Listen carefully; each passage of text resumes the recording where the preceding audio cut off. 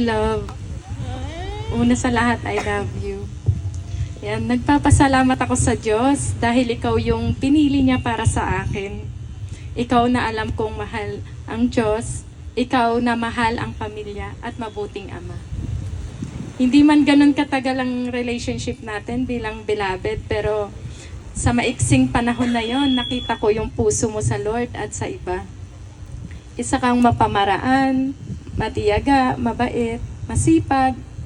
Yun yung mga revelation na pinakita ng Lord sa akin. I never asked sa Lord about physical appearance, pero higit pa yung bonus na binigay ng Lord sa ngayon. Ngayon, ikaw na yung pinakagwapo sa paningin ko.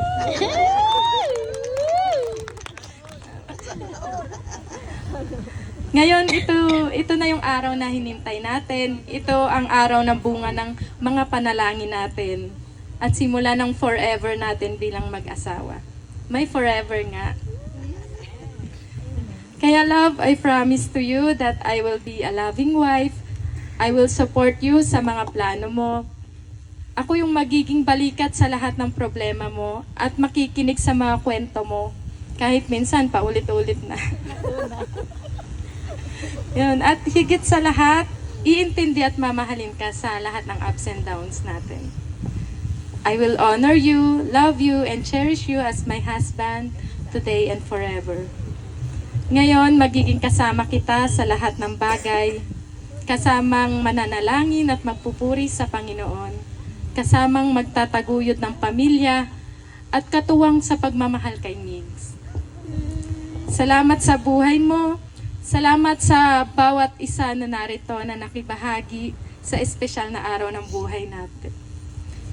Hanggang sa huli at sa araw-araw ng buhay natin, lagi nating ipapakita ang bunga ng panalangin. Pag-ibig na ang Diyos ang nagbigay, pag-ibig na ang Diyos ang sentro. Kaya pangako ko na lagi nating uunahin ng Lord, kasama ang Diyos sa buhay natin. Muli, love, I love you so much. Love you. Palapakan po natin po. Sana all. Tara po tayo sa ating pong ring ceremony. Yung may hawak po ng